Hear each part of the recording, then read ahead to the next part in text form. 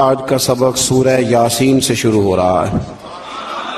یاسین کا ترجمہ حروف مقطعات ہیں، لیکن مقطعات حروف کے علاوہ جن بزرگوں نے کیا ہے انہوں نے یہ کیا ہے کہ یاسین کا معنی ہے رب فرماتا ہے اے میرے سید، اے میرے سردار۔ فرمایا والقرآن الحکیم، مجھے قرآن مجید کی قسم ہو، انک لمن المرسلین، بے شک آپ رسولوں میں سے ہیں۔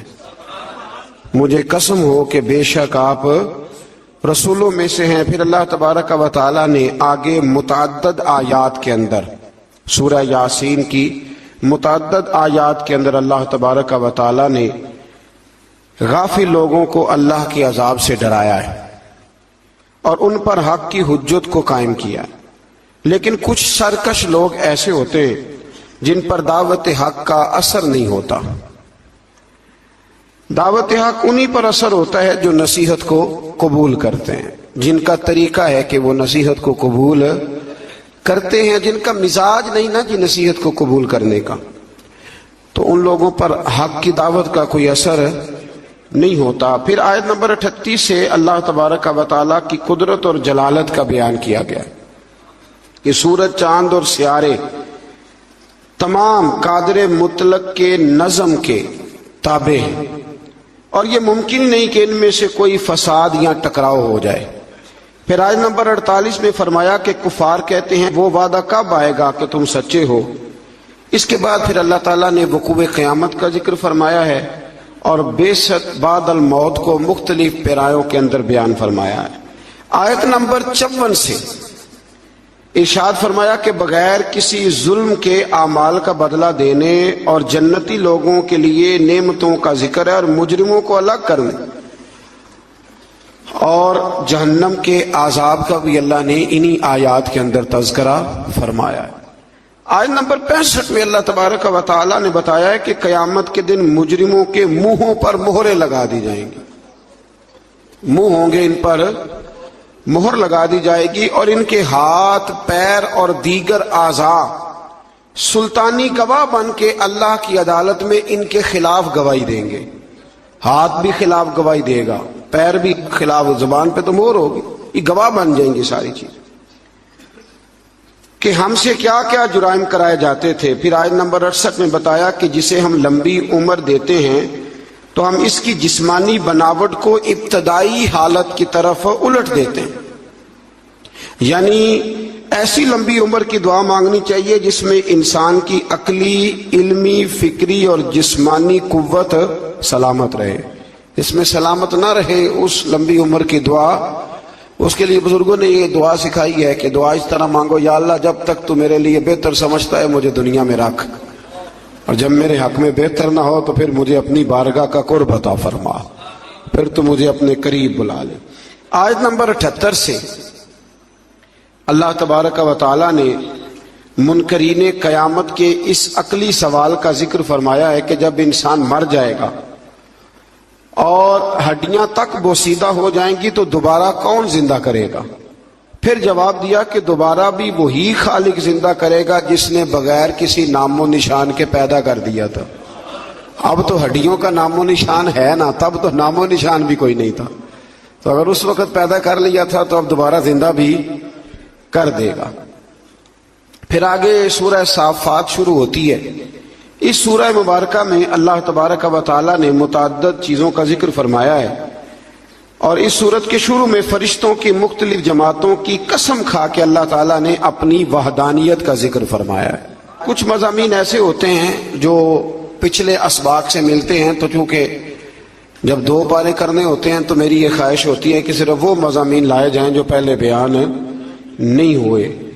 تو اس میں اللہ تبارک و تعالیٰ نے ارشاد فرمایا آیت نمبر 40 سے لے کر 49 تک، فرمایا کہ اللہ تعالیٰ کے برگزیدہ بندوں کو آخرت میں عطا کی جانے والی کچھ نعمتیں ہیں، ان کا ذکر ہے کہ انہیں عمدہ میوے ملیں گے، وہ جنت میں عزت اور احترام کے ساتھ ایک دوسرے کے مقابل مسندوں پر بیٹھے ہوئے ہوں گے، سفید اور لذیذ شراب طہور کے جام گردش میں ہوں گے، جن سے نہ درد سر ہوگا نہ ہوش اڑیں گے، पैकरे शर्मो या हूरे होंगी, वो बुलंद मुकाम से जहन्नमियों का मुशाहिदा कर रहे होंगे और गोया जहन्नमी भी उनकी तरफ बड़ी हसरत के साथ देख रहे हों। जन्नत जो है ना, जन्नत में वो जिन चीजों की इंसान दुनिया में ख्वाहिश करता है ना, वो सारी चीजें अल्लाह जन्नत में अता फरमाएगा। तो फरमाया कि यहां तुम्हारे अंदर ख्वाहिशात रखी हैं, तो यहां वक्त भी थोड़ा रखा है, वक्त भी। देखिए ना, अक्लमंद आदमी है ना, उसको अगर कहा जाए कि ये 5 दिन के लिए बंदोबस्त है, मौज बड़ी है, लेकिन अगर तू ये छोड़ के 5 दिन सब्र कर ले तो फिर आगे तेरे लिए सारी जिंदगी का सब्र है, सारी जिंदगी की मौज है। तो अक्लमंद कौन है, 5 दिनों वाला कि सारी जिंदगी वाला? तो हमने 30-35 साल की मौज चाहते हैं। इसको छोड़ें, ख्वाहिशात को दबाएं, इंशाल्लाह फिर जब आंख बंद होने के बाद दोबारा खुलेगी ना, तो फिर अल्लाह बड़ा ही फजल फरमाएगा, बड़ा अल्लाह फजल फरमाएगा। अल्लाह ताला को किसी की नाशुक्री की कोई परवाह नहीं। हाँ, वो अपने बंदों के लिए नाशुक्री को नापसंद और शुक्र को पसंद फरमाता, बाकी उसे परवाह कोई नहीं कि तुम नाशुक्री करो। वो तुम्हारे शुक्र अदा करने का कोई ख्वाहिशमंद, हाँ पसंद जरूर करता है, पर उसे कोई मोहताजी न करोगे तो नुकसान उठाओगे। आयत नंबर 9 से अल्लाह ताला ने फरमाया कि आलिम और जाहिल बराबर नहीं हो सकते। कुल हल यस्तविल लजीना यअलमून वल लजीना ला यअलम। फरमाया कि आलिम और जाहिल बराबर हो सकते हैं। कौन कह रहा है? तो अगर कोई जाहिल उठ के कहे मौलवियों की पता है, और अल्लाह ताला खैर करे 2-3 जगहों पे तो जाहिलों के बड़े ही डेरे हैं, एक हुक्मरानों के गिर्द, एक दरबारों के गिर्द। बल्कि मैं अक्सर कहता हूं जितना बड़ा जाहिल हो ना, उतना बड़ा पीर होता है। बड़ी जिम्मेदारी से कह रहा हूं आप, क्योंकि आलिम ने थोड़ा बहुत सोचना है कोई बात करते वक्त, क्योंकि उसे पता है कि ये शरीयत की हद है, ये कैद है। तो जाहिल ने तो कुछ भी नहीं ना सोचना। तो जाहिलों की करामतें बेशुमार, इधर भी करामत उधर भी करामत, ये भी कर दिया वो भी कर दिया। और जाहिल की एक बहुत बड़ी अलामत है कि वो हमेशा इल्म की मुखालफत करेगा, पक्की बात है, क्योंकि खुद जाहिल है, लिहाजा इल्म की हमेशा। बहुत सारे ऐसे पीर हैं लोगों के कि जो ना उनका निकाह पढ़ा सकते हैं ना जनाजा पढ़ा सकते हैं। यानी पीर ऐसा ना खुशी में शरीक हो सकता है, लेकिन पीर है। अजीब बात है ना कि तुम्हें निकाह का मसला आलिम बताए, तलाक का मसला, यानी तुम्हारे बेटे के पैदा होने से लेकर, तुम्हारे बच्चे के निकाह से लेकर और तुम्हारे माज़अल्लाह मरने और जनाजे तक सारी ड्यूटी आलिम करता है। और वो मोटरसाइकिल खरीद लेना तो सारे गांव को मुसीबत पड़ जाती है कि इसने कहां से ले ली है, सवाल जवाब करते हैं। और पीर का बेटा मुतलक जाहिल होता है, मुतलक। बहुत सारे ऐसे पीर हैं जो दुआ नहीं मांग सकते स्पीकर के आगे। लेकिन क्या किया जाए कौम का, कैसे समझाया जाए, कौन सा ऐसा दरूद पढ़ा जाए? तवीज लिखते जा रहे हैं, तवीज लिखते जा रहे हैं, और वो भी नहीं लिखने आते हैं, फोटो कापियां करा लिए, मोहरें बनवा ली। कुछ खुदा का खौफ करें, कुछ थोड़ा सा ख्याल करें। पीर के लिए पहली शर्त यह है कि उसे खुद तो रास्ते का पता हो कहां जाना है। इस ड्राइवर को खुद नहीं पता, वो आपको लाहौर कैसे पहुंचाएगा? तो उसको खुद तो पता हो। बां जिल्मो जो करे फकीरी, वो काफिर मरे दीवाना हो। मेहरबानी करें आप। जुबे कुबे देखती है कौम, बड़े बड़े जनाब रंग डंग देखती है तो उलझ जाती है। तो अल्लाह तबारक व तआला ने फरमाया आलिम और जाहिल बराबर हो सकते, अल्लाह ने कहा है। इसलिए हमारी ड्यूटी है उलमा को इज्जत दे, ये हमारी ड्यूटी है। मैं कई दफा उलमा की शान में हदीसें इसलिए नहीं बयान करता कि वो लोग हम पे फिट ना कर ले, और अंदर नफ्स बैठा है। वो भी कई दफा कहता है कि चाहे तो अपनी बात कर रहा है, लेकिन रमजान है। मैं खालिसतन अल्लाह की रिजा के लिए अर्ज करता हूं, मेरे रसूल करीम अलैहिस्सलाम ने आलिम के लिए फरमाया है, फरमाया आलिम मेरा जानशीन है। कोई ज़ईफ रिवायत निकाल के दिखाए कि हुजूर ने कहा दरवेश मेरा जानशीन है, ठीक है। जो आलिम बेअमल है मैं उनकी बात नहीं कर रहा, लेकिन हुजूर ने फरमाया उलमा अंबिया के वारिस हैं। और साहिब तफसीर रूहुल बयान ने हदीस लिखी है, हुजूर ने फरमाया जिसने आलिम से हाथ मिलाया समझे मेरे साथ मिलाया है, जिसने सच्चे आलिम की संगत की समझे मेरी संगत की। और क्या खूबसूरत लफ्ज हैं हदीस के। हुजूर फरमाने लगे जिसने आलिम का चेहरा देखा समझे अपने नबी का दीदार किया है। आप छोटी बात समझते हैं इसको? اس لیے وقت نکال کر میں اپنی ذاتی زندگی میں وقت نکال کے جاتا ہوں علماء سے ملنے. پتہ چل جائے مستند اور باعمل عالم آیا تو میں کبھی پیچھے نہیں رہتا, میں آگے بڑھ کے جاتا ہوں, ملاقات کرنے کی کوشش کرتا ہوں. اور یہ حدیثیں میرے ذہن میں ہوتی ہیں ہمیشہ. کوشش فرمایا کریں. اللہ تبارک و تعالی سمجھنے کی توفیق عطا فرمائے. پھر اللہ تبارک و تعالی نے آیت نمبر 10 میں مومنین کو تقوی پر کاربند رہنے اور رکاوٹ کی صورت میں اللہ کی زمین کے وسیع ہونے اور مصائب و آلام پر صبر کرنے والے کے لیے بے حساب اجر و ثواب کا ذکر کیا ہے. فرمایا اگر تقوی کے رستے میں تمہارا ملک رکاوٹ بنے تو زمین بڑی وسیع ہے, کہیں اور چلے جاؤ, لیکن اختیار تقوی ہی کرنا ہے. پھر آیت نمبر 15 سے غیر اللہ کی عبادت کرنے والوں کے لیے عذاب شدید اور بتوں کی عبادت سے اجتناب کرنے والوں اور اللہ کی طرف رجوع کرنے والوں اور اچھی بات سن کر پیروی کرنے والوں کو بشارت دیتے اور ہدایت دینے کا بھی میرے رب نے ذکر فرمایا. آیت نمبر 22 میں فرمایا کہ جس کے سینے کو اسلام کے لیے اللہ کھول دیتا ہے تو وہ اپنے رب کی طرف سے نور ہدایت پہ قائم رہتا ہے. کوئی اللہ خوشخبری دے رہا ہے کہ اگر میں نے تمہیں کلمے کی توفیق دیا تو سمجھو میں نے ہدایت کا رستہ تم پہ واضح فرما دیا. پھر آیت نمبر 23 میں قرآن مجید کی اثر آفرینی کو بیان کیا گیا. یہ ملتے جلتے مضامین پر مشتمل بہترین کلام ہے جسے بار بار دہرایا جاتا ہے. جن کے دلوں میں خشیت الہی ہے اسے سن کر ان کے بدن کے رونگٹے کھڑے ہو جاتے اور ان کے جسم اور دل اللہ کی یاد کے لیے نرم ہو جاتے. فرمایا یہ ملتے جلتے مضامین ہیں جن کو بار بار دہرایا جاتا ہے. قرآن میں کون سے مضامین ہیں اور بار بار یہ شکوہ بھی چھوڑ دیں کہ ہماری مسجد کا خطیب ہر سال ایک ہی مضمون بیان کرتا ہے. اللہ کہتا ہے قرآن کے مضامین کو بار بار دہرایا جاتا ہے. تو جنگ بدر ہر سال جب بیان ہوتی ہے تو وہی بیان ہوگی نا جو پہلے سے حدیثوں میں لکھی ہوئی ہے. کہ کوئی نیا واقعہ درج کر کے بیان ہو. قوم کو اس پہ بھی شکوہ ہوتا ہے, کہتے پچھلے سال بھی سنایا تھا. میں ایک جگہ پہ گیا تو مجھے کچھ لوگ کہنے لگے جی آپ تقریر چھوٹی کرتے ہیں تو آپ نا آج ہم نے لمبی تقریر سنی ہے, پچھلے سال بھی آپ نے 40 منٹ تقریر کی تھی. میں کہا تسی پچھلے سال والی سناؤ تے نویں سن لو. ٹھیک ہو گیا نا جی. میں نے کہا پچھلی سنائیں اور نہیں سن لیں. اور کبھی کبھی بڑے سکھانے والے لوگ بھی ملتے ہیں. ایک جگہ میں تقریر ختم کرنے لگا تو ایک بزرگ ہیں, وہ بڑا مجھ سے پیار کرتے محبت کرتے ہیں, بڑی ان کی دلچسپی ہے. تو میں نے تقریر ختم کرتے ہوئے کہا کہ بس جی. بابا جی کہنے لگے نہیں تھوڑی سی اور. میں کہ میں کہاں ختم ہو گئی ہے, کہنے جی ختم ہوگی تو مڈو لگ پو یہی سنا دیو دوبارہ. پھر اس سے آگے جب ہم بڑھتے ہیں تو پھر ایک دفعہ حضرت سیدنا ابراہیم علیہ السلام کا ذکر سورہ صافات کے اندر فرمایا گیا اور پھر وہ دوبارہ سے ذکر جب آپ نے بتوں کو توڑا. لیکن اس میں ایک چیز کا اضافہ ہے.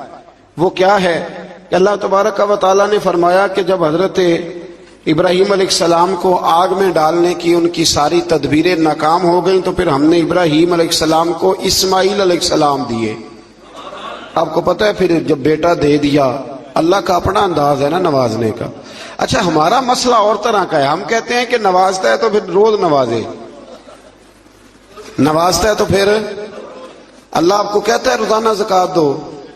اگر کہہ دیتا تو بھائی سال والے بڑی مشکل سے حساب کرتے اور ہر روز تو رب ہر روز چیزوں کا حکم نہیں دیتا. تو اللہ تبارک و تعالیٰ تدریجن چیزوں کا حکم دیتا ہے, تدریجن.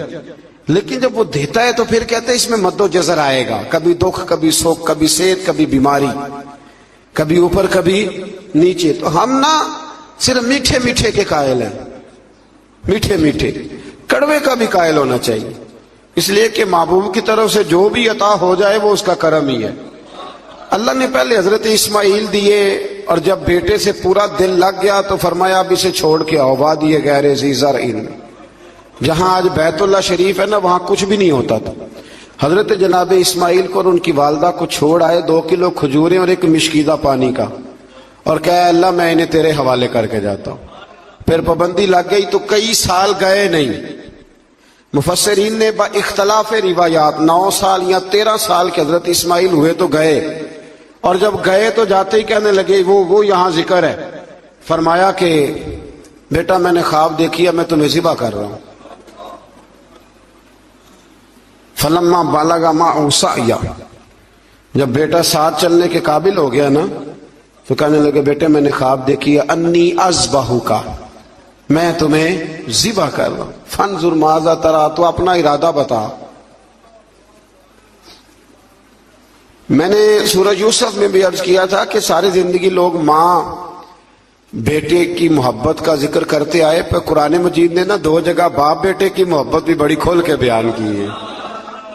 یہ باپ بیٹے کا رشتہ بیان کیا جا رہا ہے۔ بیٹے اب تو بیٹے ذبح نہیں نہ ہوتے، اللہ ہی خیر فرمائے، اب تو ان کو جو سبق پڑھایا جاتا ہے نا وہ اچھی طرح یاد کرتے ہیں، اور یاد کر کے سویرے ماں باپ کو سناتے ہیں کہ جناب آپ بھی تو تھوڑا خیال کریں نا، اب آپ بھی تو ذرا سمجھے نا، اب میرے اپنے بھی تو بچے ہیں نا۔ اور دیکھو باپ کا جو رنگ قرآن نے بیان، انی اذبحک، پتر میں نے خواب دیکھی ہے میں تجھے ذبح کر رہا ہوں، ارادہ بتا۔ تو حضرت اسماعیل نے یہ نہیں کہا کہ چلو ابا جی ذبح کر دو، کہنے لگے یا ابت افعل ما تؤمر، کہا ابا جی آپ ذبح نہ کریں، آپ نے خواب دیکھی ہے ذبح کر رہے ہیں تو فقط ذبح ہی نہ کریں، جو رب کہتا ہے نا وہ سارا آپ میرے ساتھ کریں، جو حکم ہوتا ہے وہ، جو اللہ کہتا ہے وہ سارا کرے۔ اس کی تفسیر میں مفسرین نے لکھا ہے کہ گویا حضرت اسماعیل کہہ رہے تھے کہ ابا جی اگر اللہ کہتا ہے نا ذبح کرو تو آپ ذبح کریں، اور اگر وہ کہتا ہے نا اس کے بعد میرے ٹکڑے ٹکڑے کریں تو آپ ٹکڑے ٹکڑے کریں، اور اگر وہ کہتا ہے نا پھر اسے جلا دیں تو آپ جو رب کہتا ہے نا آپ وہ سارا میرے ساتھ، ستجدنی انشاء اللہ من الصابرین، مجھے آپ انشاءاللہ صبر کرنے والوں میں سے ہی پائیں گے۔ تو پھر اللہ کریم نے فرمایا ابراہیم تو نے خواب سچا کر کے دکھایا ہے۔ حضرت ابراہیم نے تو پٹی باندھ لی تھی آنکھوں پہ، بیٹے کے ہاتھ باندھ لیے تھے، انہوں نے تو چھری چلا دی تھی، اب جس نے امر کرنا تھا اسی نے نہ کیا۔ وَفَدَيْنَاهُ بِذِبْحٍ عَظِيمٍ، اور ایک ذبح عظیم کا فدیہ اللہ نے دے دیا۔ تو اقبال کہنے لگے یہ فیضان نظر تھا، یہاں کے مکتب کی کرامت تھی۔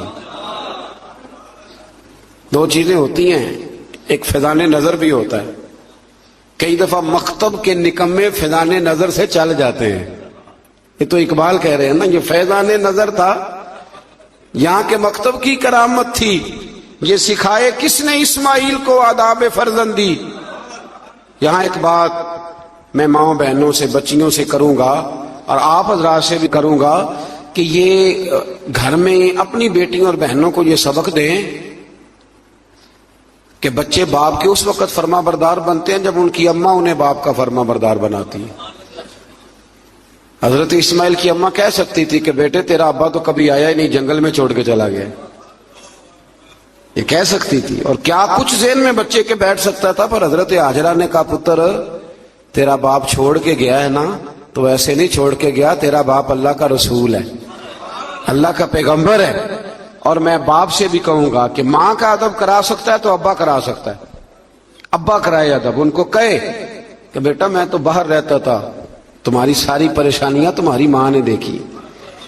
یہاں یہ ہوتا ہے کہ ماں باپ اپنے حق میں دلائل دیتے دیتے وہ دونوں ہی چھٹی کر جاتے ہیں، وہ کہتے ہیں چلو ٹھیک ہے آپ دونوں راضی رہیں، اپنے اپنے حق میں دلائل نہ دیں، یہ ویسے بھی کمزور لوگوں کا طریقہ ہے۔ اللہ ہمیں سمجھنے کی توفیق عطا فرمائے۔ پھر اللہ تبارک و تعالیٰ نے اس کے بعد پھر سے ایک دفعہ اپنے انبیاء کا حضرت اسحاق، موسیٰ، ہارون، الیاس، لوط اور یونس علیہ السلام ذکر فرمایا اسی آیت میں۔ آگے پھر سورۃ صاد شروع ہوتی ہے۔ اس سورہ مبارکہ کی ابتدا میں قرآن کریم کی قسم کھا کے فرمایا کہ کافر تکبر اور مخالفت میں پڑے ہوئے ہیں۔ اس کے بعد فرمایا سرکار دو عالم صلی اللہ علیہ وسلم کی رسالت اور نبی کریم علیہ السلام کے انتخاب پر اور بے شمار معبودوں کی بجائے الہ واحدہ کی عبادت پر کفار کا بڑا تعجب ہے، یہ سارا کچھ کیسے ہو گیا، سارے بت چھوڑنے پڑیں گے اور نبی پاک کو ماننا پڑے گا۔ تو گویا رب فرماتا ہے جتنا مرضی تعجب کرو ماننا تو تمہیں پڑے گا، اس لیے کہ یہ میرے حبیب ہیں، یہ تمہیں ماننا تو پڑے گا۔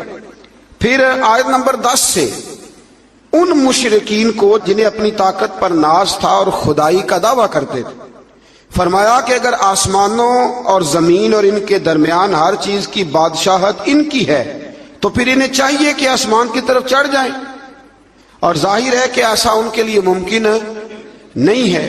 تو پھر اپنے عجز کا اعتراف کر لے کہ ہم یہ کر سکتے نہیں. پھر اسی صورت کے اندر اللہ تعالیٰ نے پھر سے ایک دفعہ قوم نوح کا ذکر کیا، قوم عاد کا، فرعون کا، سمود کا اور قوم لوط کا اللہ کریم نے یہاں ذکر فرمایا.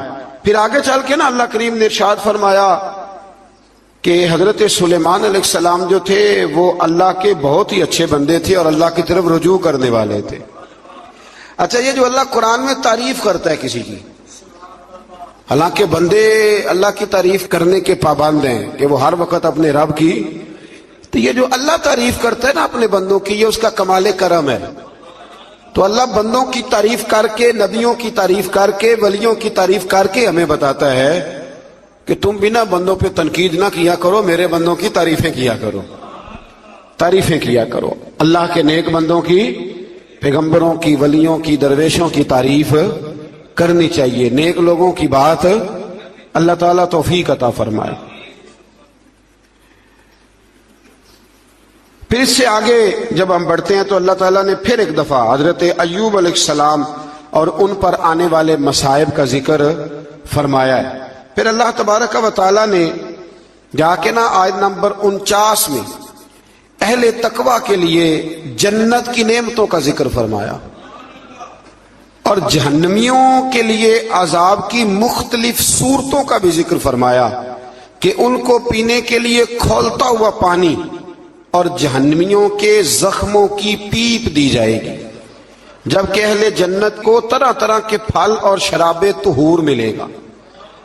ہمارے نا استاد گرامی فرماتے ہیں کہ میں ایک دفعہ نا ایک جگہ پہ کسی پروگرام میں موجود تھا، تو وہاں ایک صاحب نا تقریر کرتے کرتے کہنے لگے جی ہم ہی مولوی کہتے ہیں بلا وجہ جی ایسے کہہ دیتے ہیں قبر میں کیڑے آئیں گے تو فلانا آئے گا. اور یہ بندے جب تقریر کر رہے ہوتے ہیں نا، وہ جن کا دعویٰ ہوتا ہے بعضوں کا درویشی کا، تو وہ کوئی حد شد کا خیال کوئی نہیں کرتے. آپ نے یہ آیت ملاحظہ کی نا کہ اللہ فرماتا ہے کہ جہنمیوں کے زخموں کا پیپ پلایا جائے گا. یہ قرآن مجید کی نص ہے نا کہ دوزخیوں کو عذاب ہوگا.